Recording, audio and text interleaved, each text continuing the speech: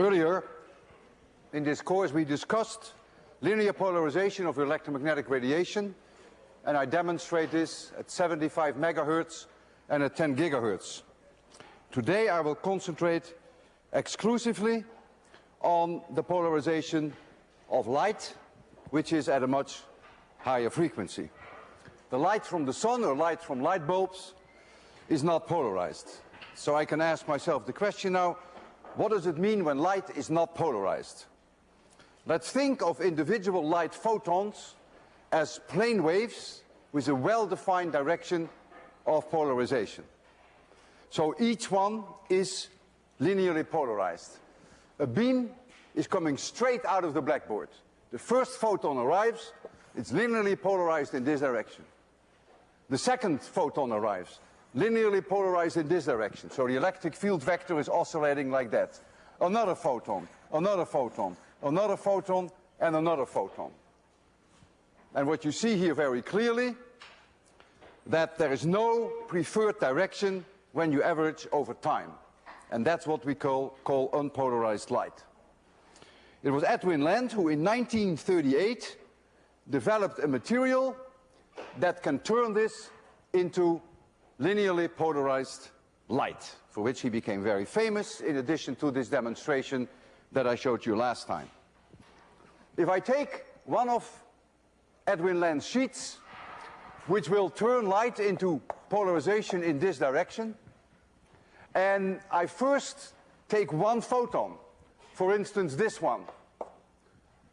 That one comes in from the blackboard towards you, and so here it is, oscillating the E vector like this. E0 is the maximum value of the electric field strength in that plane electromagnetic wave. And this is the direction of the polarizer that I have through which this photon goes. I can now make a simple calculation by projecting this E vector onto the preferred direction of polarization. And this new E vector is now down by the cosine of theta.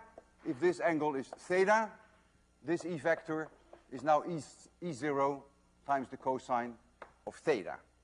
If you ask me now whether the light is reduced in intensity, I would have to say yes, of course, because light intensity depends on the Poynting vector, and the Poynting vector is always proportional to E0 squared, because the Poynting vector is the cross product between E and B. And if E is reduced, B is also reduced. And so we get a cosine square reduction. If now I average over all incoming photons, so I take all of these, which represent an unpolarized beam, so I get not only one like so, but I get one like so, and one like so, and one like so, and one like so, then clearly I have to calculate now the mean value of cosine square theta. And the mean value of cosine square theta is 1/2. And so if the intensity of the unpolarized beam, unpolarized light, was originally I0, once it comes through this polarizer that Edwin Land gave me, then I get 1/2 I0, but that is now 100% polarized. And it is 100% polarized in this direction.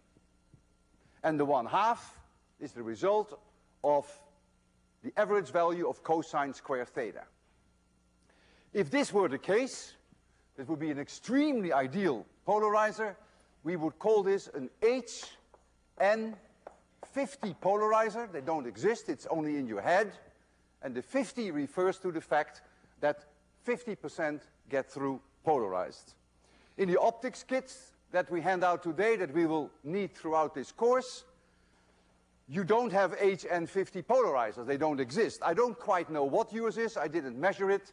Yours may be an HN25 or maybe an HN30, which would then mean that the I0 strength of an unpolarized light of beam would not be half of I0, but maybe only 0.25 or 0.3. But in any case, the light that will come through your linear polarizers will be very closely to 100% polarized. So what I will do now, I will take unpolarized light, and I will have this light coming straight out of the blackboard, perpendicular to you, with strength I0. And here is one of my polarizers, and the light that comes through here is linearly polarized in this direction. And so we already know that 1/2 I0 will come through if it is an ideal polarizer, and it is polarized in this direction. I take a second sheet, an identical one. I put it also in the plane of the blackboard, but I rotate it over an angle theta. So here is now a second sheet, which has a preferred direction of polarization in this direction, and the angle is rotated over an angle theta. So between this one and this one is an angle theta. And so you can now immediately tell what the intensity of the light is that comes through this second polarizer. It must, of course, be polarized in this direction, because that is the allowed direction of polarization for that second sheet. And the intensity must now be 1/2 I0, because that's what comes in, and then I have to multiply it by the cosine square of theta. I don't have to average it now over all angles, because there is only one value of theta between this sheet and this sheet. So this is now the new intensity, and it's all polarized in this direction. And this law, whereby the light intensity is reduced by the factor cosine square theta, is known as Malus' law. Malus' law.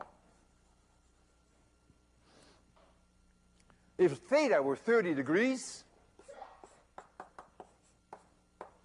the light intensity here would be 1/2 I0 times the cosine square of 30 degrees, which is 0.75. If theta were 0 degrees, that means that this sheet is in the same direction as this one. If everything were ideal, 1/2 I0 would get through the second sheet. If theta is 90 degrees, then nothing will get through, because the cosine of 90 degrees is 0. We call that cross polarizers. If you cross them like this, no light will get through. Now, before I demonstrate this, I have to be honest with you, because the idea of reducing the energy of individual photons by reducing their electric field strength, as I did, is a cheat. A light photon has a well-defined energy, which depends uniquely on the frequency of the light. Blue light has a higher frequency than red light. So blue light has a higher energy than red light. And when you send blue light through a polarizer, the way I did here, it either comes through or it doesn't come through. But if it does come through, it is still blue light. There is no such thing as a reduction in energy. Whereas this reduction by cosine theta would imply that the energy goes down, and that would imply then that there would be a color change, that it would no longer be blue. And that's not the case. If you want to treat this properly, you have to do it in a quantum mechanical way. The interesting thing is that if you use quantum mechanics, you find exactly the same law. You find also Malus' law. So the law is okay, even though the derivation is not kosher. Now I want you to get out of your envelope one of your green plates, which is a linear polarizer. This is the kind of plate that you have. You have 3 in there. Only take 1 out.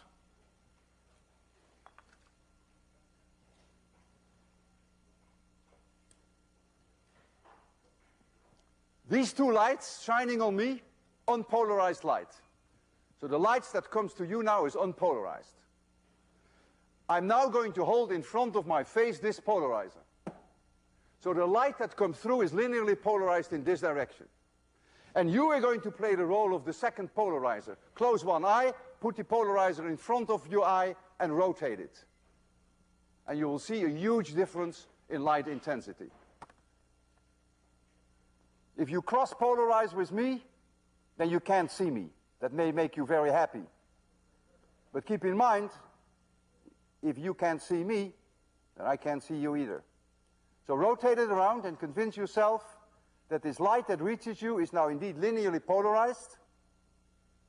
And when you rotate around your polarimeters, we call them polarimeters, we call them polarizers, you can see me either, or you cannot see me at all, and there is everything in between. Very well.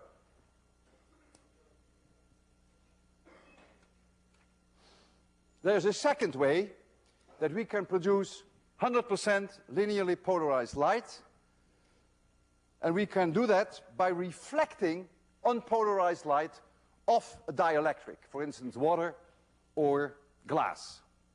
None of this follows from Snell's law. Snell's law was 250 years before Maxwell. Polarization wasn't even known in the days of Snell. But Maxwell's equations allow you to properly deal with refraction and reflection, including the polarization. And I will make no attempt to derive this for you in detail. That's really part of 803 if you ever take it. But I will present you with some results so that you can at least appreciate the far-reaching consequences of the reflection in which we can produce 100% polarized light. Suppose I have unpolarized light coming in. Here, medium 1, index of refraction N1, medium 2, index of refraction N2. It's coming in at an incident angle of theta 1. It's unpolarized. Some of it is reflected, and this angle is also theta 1, as we discussed earlier, and some of it is refracted into this medium, and this angle we'll call theta 2. So this light unpolarized comes in, reflects, and refracts. If you want to use Maxwell's equations at the action where everything is happening right here at the surface between the two, you will have to decompose the incoming light, the electric field vector, in two directions. And one direction is perpendicular to the blackboard, so this is the E vector, and the other direction is in the blackboard. You will have to do the same here, and you have to do the same here. And if you look at this decomposition, then notice that both components, this component as well as this component, is perpendicular to the direction of propagation. That is always a must with traveling electromagnetic waves. You see the same here. This component and this are both perpendicular to the reflected beam. This component and this are both perpendicular to the refracted beam. This one, the one perpendicular to the blackboard, we normally give a symbol perpendicular. We call this the incidence plane. The plane through the incident light and the normal to the surface, we call that the incident plane. In this case, that is the blackboard. We call this the perpendicular component, and we call this the parallel component. And this is, of course, the incident beam. So this one we call the perpendicular component, this one we call the parallel component, and this is now of the refracted beam. This is the parallel component, this is the perpendicular component of the reflected beam.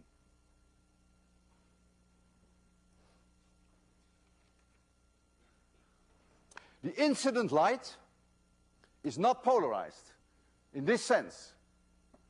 So if you average, then there is no preferred direction of the electric field. That means then that in this representation, the strength of this component and the strength of this component must be exactly equal. Because if one were stronger than the other, then it wouldn't be unpolarized. Then there would be, on average, a preferred direction. So this component has the same strength as that component for the incoming light. What Maxwell's equations now can do for us, it's a lot of work, but you may see it in 803, it can relate the parallel component in reflection with the parallel component of incidence, the parallel component of refraction with the parallel component of incidence. That gives you two relations, two equations. It can also relate the perpendicular component of reflection with this perpendicular component and the perpendicular component in refraction with this component. So you get four equations. If this light that comes in is unpolarized, the strength of this component is the same as this one. In general, you will see, if you apply these four equations, that that's no longer the case here. They're no longer the same intensity, and they're no longer the same intensity here. That means this reflected light and the refracted light has now become partially polarized. I will only give you the relation, one of those four equations. I will only address today the parallel component of the incident beam and the parallel component of the reflected beam. And I don't imagine that any one of you will try to remember that equation. I don't either. I have to look it up every time that I deal with this. So E0, which always represents then the maximum possible value of the electric field, of the parallel component of the reflected beam, that's the one that I'm after. I'm going to make polarized light by reflecting, is E0, the parallel component of the incident beam, times, and this depends now on the angle of incidence and on the indices of refraction. It's going to be N1 times the cosine of theta 2 minus N2 times the cosine of theta 1. Believe it or not, all of this follows from Maxwell, divided by N1 times the cosine of theta 2 plus N2 times the cosine of theta 1. And if you apply Snell's law, you can simplify this equation. In this case, it will help us. And so you get minus E0 parallel incidence, and now you get here the tangent of theta 1 minus theta 2 divided by the tangent of theta 1 plus theta 2. So these two equations are identical. So that may not be obvious to you, certainly not obvious to me either, but if you substitute Snell's law in here, you can show that these two are the same. Keep in mind, if you're ever interested in the intensity of this light, then you must always remember that the Poynting vector is proportional to E0 squared. So you always have to square these numbers when you're interested in light intensity. This is just the strength of the E vector. There is something very special hidden in this equation, and that is when theta 1 plus theta 2 is 90 degrees, then the downstairs here is infinitely large. And so that means that the parallel component in reflection is 0. So E parallel in reflection goes to 0. And if that one goes to 0, there is only this one left, which is not 0, and that means the reflected light is now 100% polarized in this direction because I have killed this component completely. But it only works if this is met, this condition. If this condition is met, that theta 1 plus theta 2 is 90 degrees, then it follows from high school maths that the sine of theta 2 is then the cosine of theta 1. That's immediately obvious, right? You remember the triangle. Theta 1 plus theta 2 is 90 degrees. The sine of one angle is the cosine of the other. And if now I remember Snell's law, which says that the sine of theta 1 divided by the sine of theta 2, if N2 divided by N1, I can replace now, only for this special case, the sine of sine theta I can replace by the cosine of theta 1. And so I get here now the tangent of theta 1. And so if this is the tangent of theta 1, that is under these conditions, then we have met the condition that I was looking for, that I end up with 100% linearly polarized light. And so this is the secret to getting 100% polarized light. And this angle is called the Brewster angle.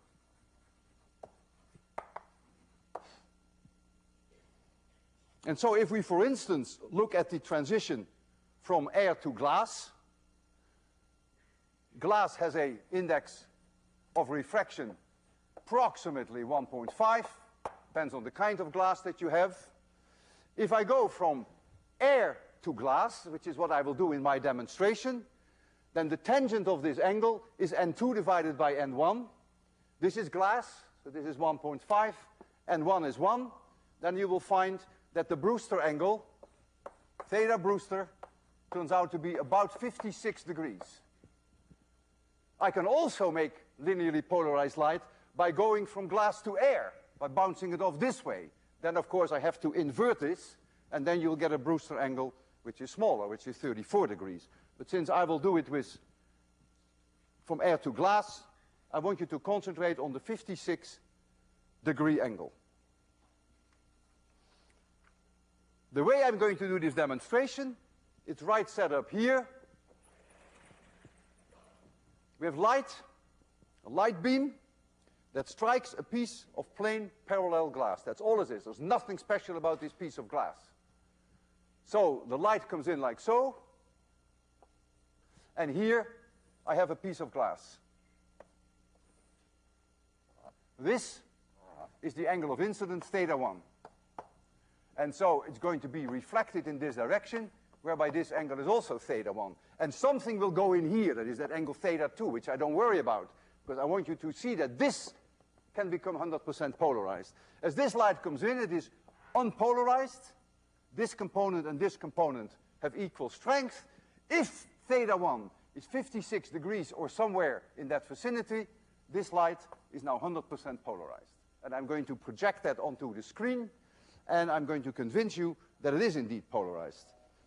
You cannot use your own polarizers to see that, because the light in this beam is going to be 100% polarized.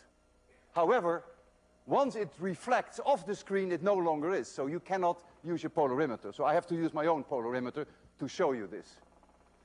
So if we can turn the light off there, of the overhead, thank you very much. I will turn on the light of my light beam. There it is, and I'm going to make it very dark for you so that we can see that very well. So the light comes in this direction, hits the glass, and the angle of incidence is now about 45 degrees. I purposely didn't make it 56 yet. I have here a large sheet of polarizer, one of Edwin Land's polarizers, and I will rotate that in this beam. You will see that it is partially polarized, not yet 100%, but it's already partially polarized. So there is already an imbalance between the perpendicular and the parallel component. So if I hold it in the beam and I rotate it, you will clearly see now that it is much fainter than it is now. And now I will go for the 56 degree angle roughly. And so now I rotate my polarizer, and now notice I can kill that light completely. 100% linearly polarized. I may not have the angle perfect, but that's okay. You get the idea. It is very close to totally dark. Now you see the light. It's polarized in this direction, and now I can kill it. So that's quite a remarkable thing, that if we reflect light of a dielectric, that we can, at one angle and one angle only, which is the Brewster angle, that we can turn it into 100% linearly polarized light. This does not apply to conductors. The behavior of conductors is very different from dielectrics, such as water and glass. You can use Maxwell's equations, of course, to study the reflection of electromagnetic waves of metals, but you get a very different result. And so never expect to get linearly polarized light which bounces off metals. I have here, for your pleasure, a metal sphere, and I have a glass sphere. And if you still have your linear polarizers at hand, you can now, or a little later, just hold them in front of your eyes and rotate them around. Of course, you're not seeing light at the Brewster angle, but chances are that some of the light that's reflected off this glass, that you can clearly see that it is partially polarized. You can see a difference in light intensity as you rotate it. You're not going to see that of this metal. Now I come to a third way of polarization.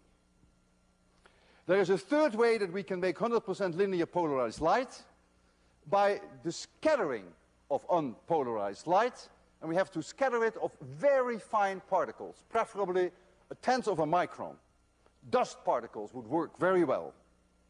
Now, the theory of light scattering is extremely complicated, but I will be able to convince you that if I scatter the light over an angle of 90 degrees, so it comes in like this, and it scatters over an angle of 90 degrees, that it becomes 100% linearly polarized. I will stay on the center board. Suppose I have light coming in like so. And I have one light photon. I concentrate on one to start with, and it happens to be that that light photon is linearly polarized in this direction, and so the E vector is oscillating like this. Later we're going to add all directions that we want to. I just pick one now. And here are my fine dust particles, and these dust particles have electrons, and the electric field passes by, and these electrons, which are charged, are going to oscillate in this direction. They're going to experience an acceleration, which is the force that they experience divided by their mass, and therefore that is the charge that they have times the electric field divided by their mass. And so as this electric field vector, this electric field component oscillating with frequencies omega, is passing by these electrons, they themselves are going to oscillate with frequency omega, and this is the force that they will experience. This is the acceleration that will experience. Notice that the electrons will experience a way higher acceleration than the protons, because the protons have a mass which is more than 1,800 times larger than the electrons. So whatever follows, it's really the electrons that do the job and not the protons. So we have charges that move up and down, and now comes the question which we have discussed earlier, so this is just simply to refresh your memory. If you're here at point P, in what direction will you now see electromagnetic radiation that is produced by charges that are being accelerated? We discussed that earlier, and we even had a movie about that. And perhaps you will remember that the electric field at point P is now oscillating in this direction. A spherical wave goes out if I accelerate charges here. And the rules about this direction of the electric field are very simple. E is always perpendicular to the direction of propagation, which is the position vector. I call this the position vector R. And the second rule is that A, R, and E are in one plane. And that happens to be, in this case, the plane of my blackboard. But of course, that doesn't have to be the plane of the blackboard, because I can choose my point P in space here, and these rules still apply.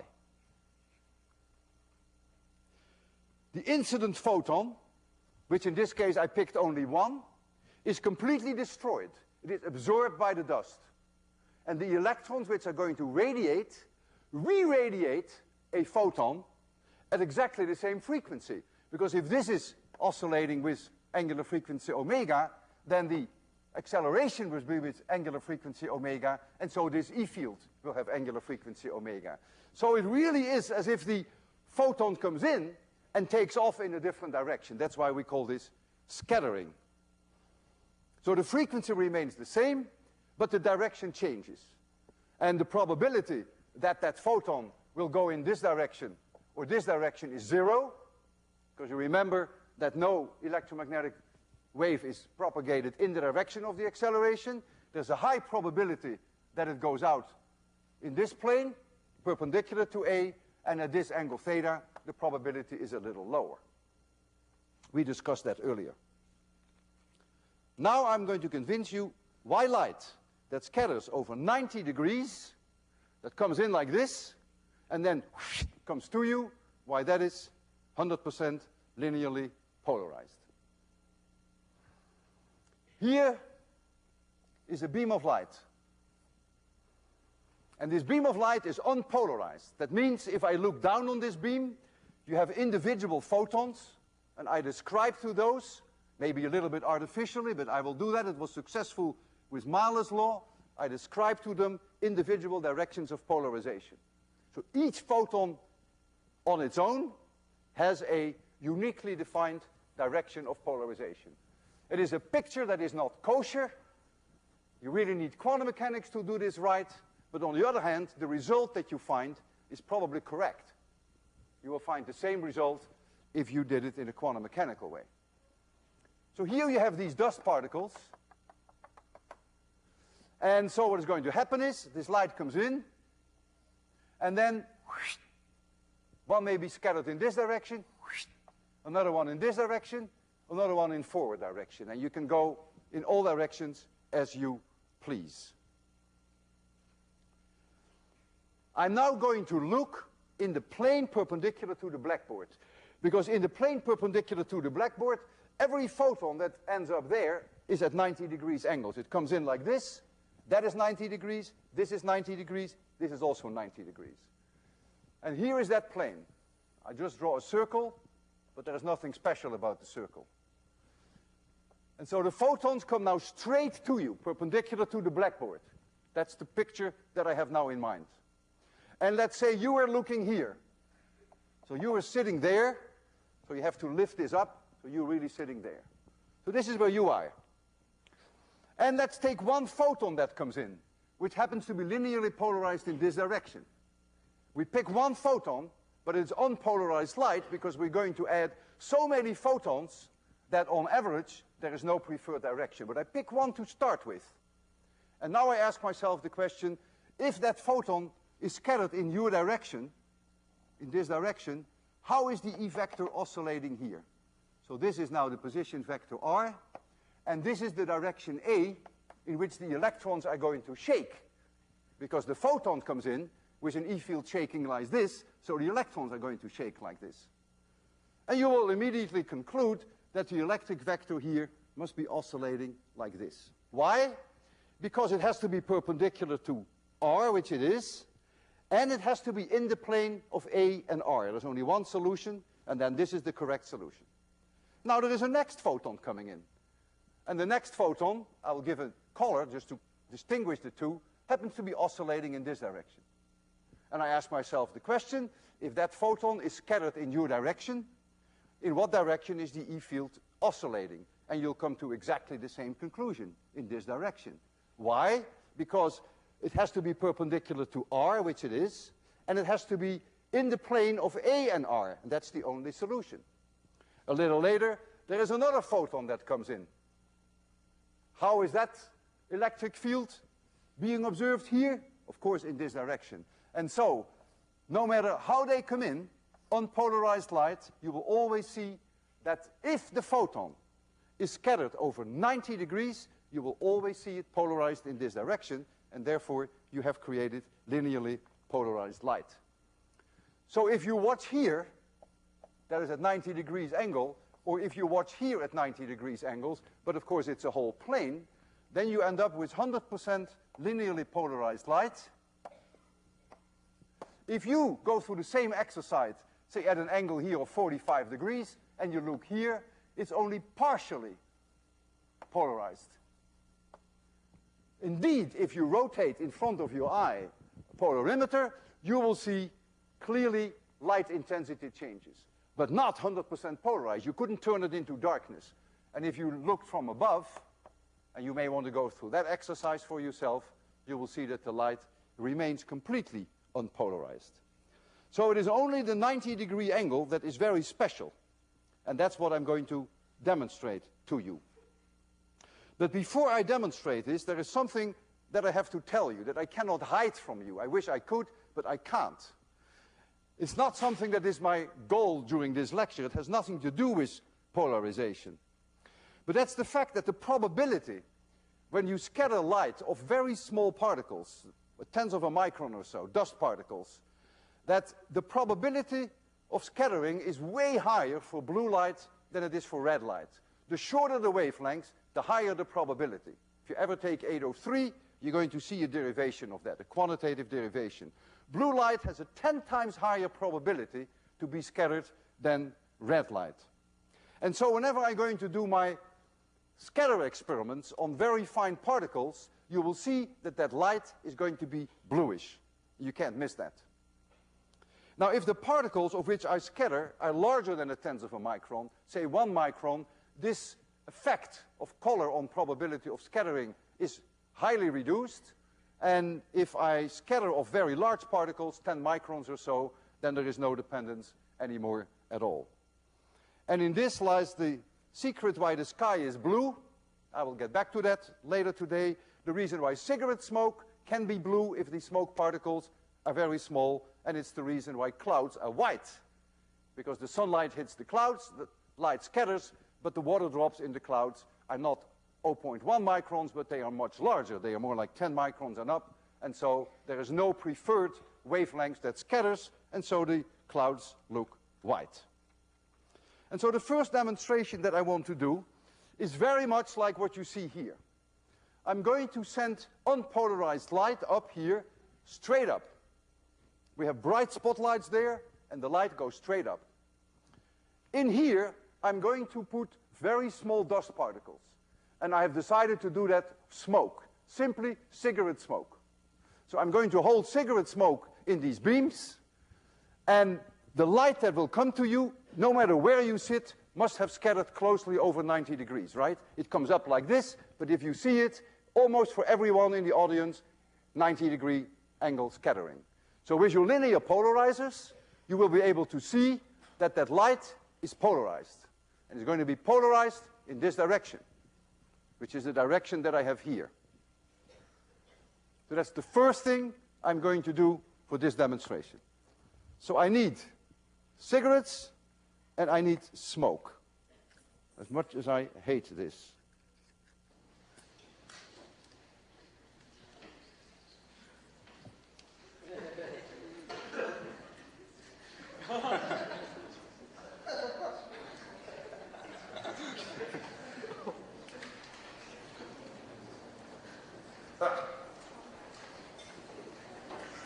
Okay, that should do.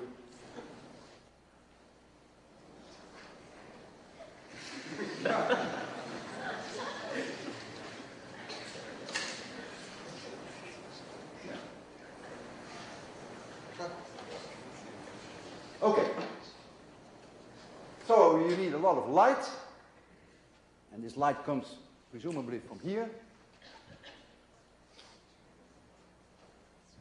Yeah, there it is.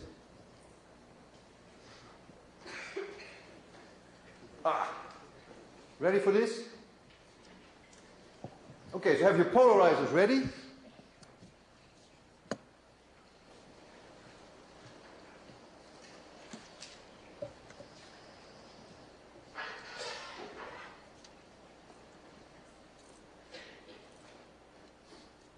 I want you to see two things. Number one, that the light is bluish, and number two, that it is polarized. Take your time for that. If you don't see it as blue, then the reason for that is that at low light intensities, your eyes are not very sensitive for color anymore. It looks quite bluish to me, though.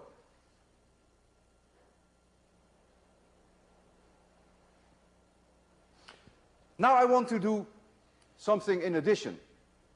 I mentioned that if the particles grow in size, that the scattering is no longer preferred in the blue.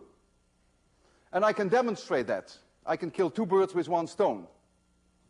What I can do is I can hold the smoke in my lungs for a while, and when I do that, the water vapor in my lungs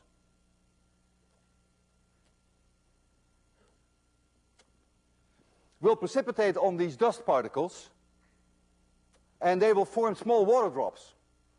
And when I puff that out, you will see a distinct difference in color between what you see now and the smoke that comes out of my lungs when these particles are 10 microns and even larger. You will see then that the light is whitish. So this comes extra, over and above. It comes for free.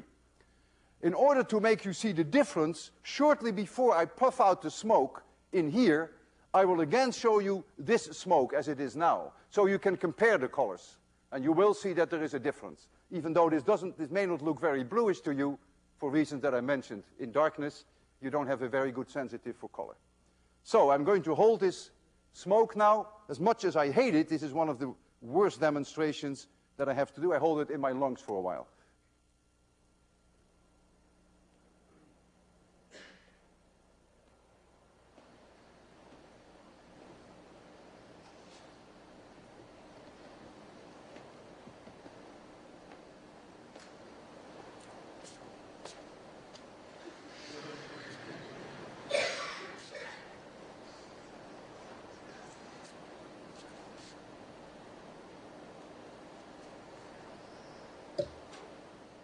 I see a huge difference, but I'm very close. The second puff was very wide compared to the first one.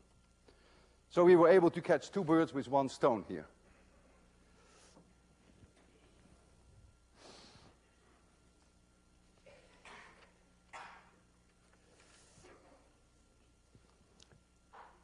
The sky is blue because of this phenomenon. Here, you are standing innocently on the Earth, and sunlight is coming in onto the Earth atmosphere. The sun is there. The sunlight comes in, and the light scatters. And the light that reaches you, that scatters of these extremely fine dust particles, and it also scatters of the air molecules themselves. There are thermal fluctuations that go on all the time, which causes density fluctuations in the air, and they are sufficient to act as scatterers.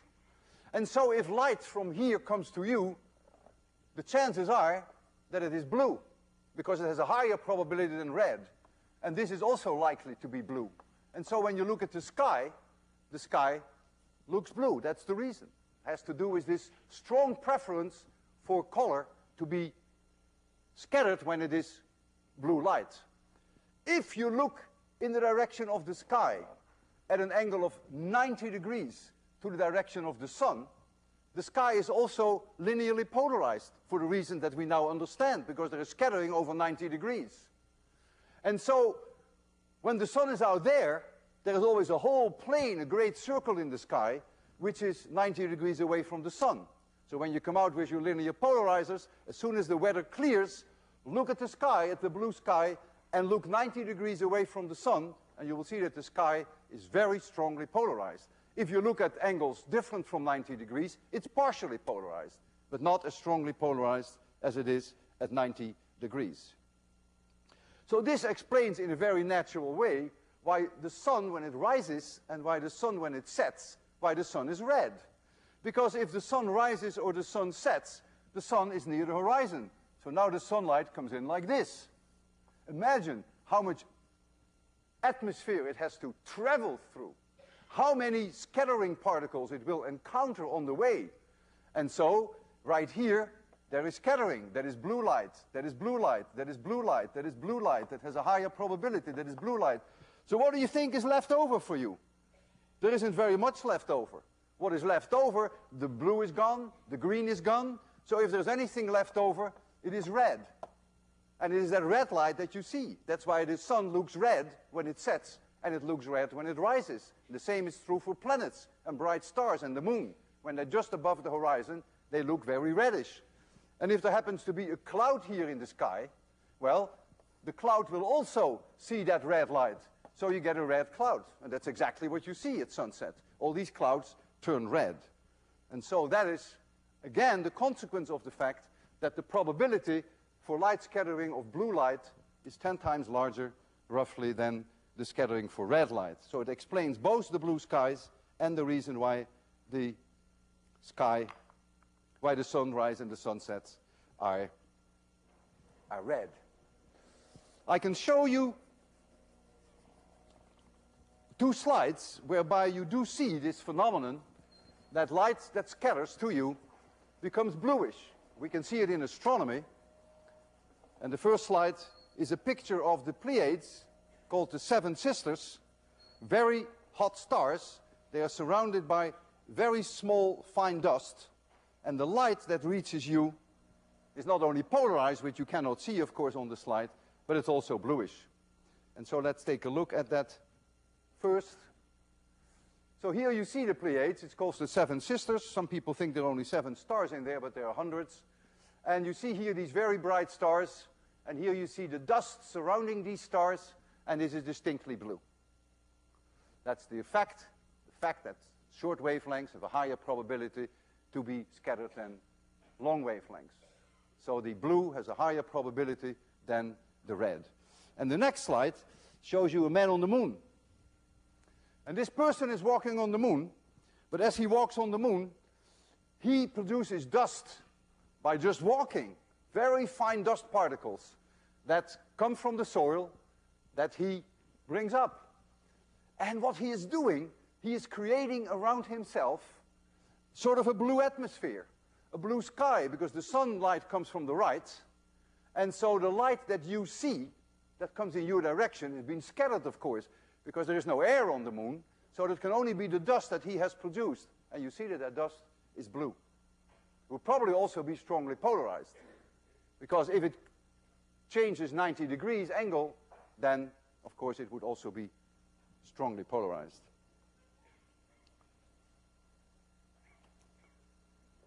Now I want to do a demonstration, the last one, which catches more than 2 birds with 1 stone. It's going to kill 3. I have here a bucket with thiosulfate. And we have light coming from this side, which we shine through that bucket. And we're going to put a little bit of sulfuric acid in there. And when we do that, sulfur will precipitate, small particles of sulfur. These small particles of sulfur will become the scatterers.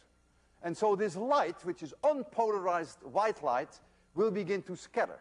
And you're going to see it. If you're sitting at right angles, then you will see that that light is linearly polarized. You can enjoy that. If you're sitting there, you're not so well off, because then the light is not at 90 degrees. But you will see it partially polarized. If you're sitting there, it's not at 90 degrees either. You will see it partially polarized. But you will also see it blue, because the probability that blue light scattered is higher than red light. So you're going to see slowly in front of your eye, a blue sky is going to develop. It's going to be polarized in the vertical direction. For those people who are sitting at right angles, partially polarized for the rest of the audience. And then we're going to look at the light that remains after the light had penetrated the atmosphere, after the blue light is slowly exhausted. All right. I will also take a polarizer with me, so I can also show you then the polarization. Let me first put that sulfuric acid in. I will do that now, so that I know that okay. So very slowly am I creating now my own atmosphere. And I'm going to make it completely dark. And so you see white light. Keep an eye on the bucket. The bucket cannot be seen by all of us so well, depending upon where you sit in the audience. But I can already begin to see that it turns slightly bluish. Of course, I'm very close. I admit I'm very close, which is very good. It's slightly bluish. More and more sulfur is going to precipitate as time goes on. We have to be a little patient. Oh boy, it's bluish. I'll show you that it's polarized.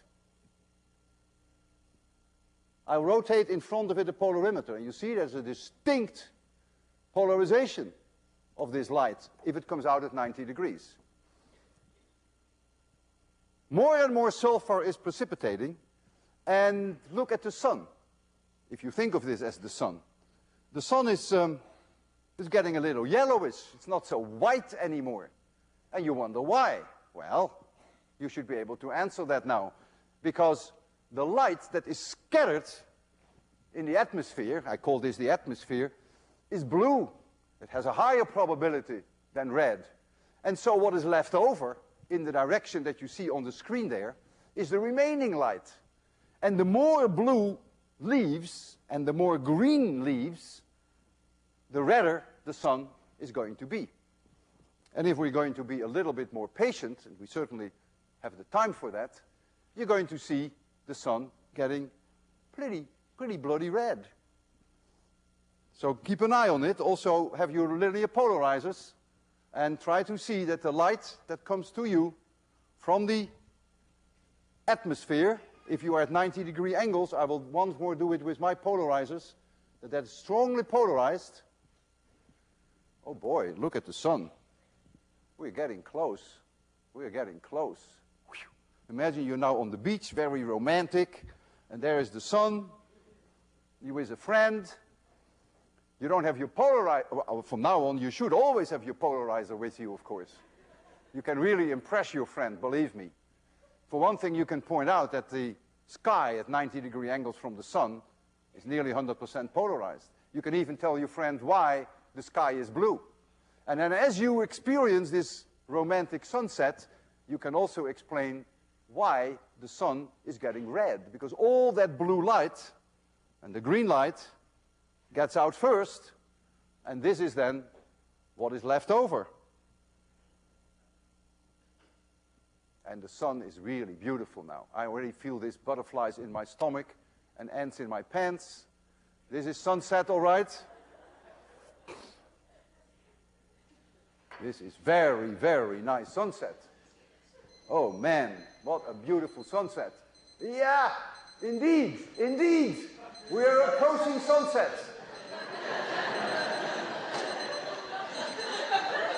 Okay, see you Wednesday.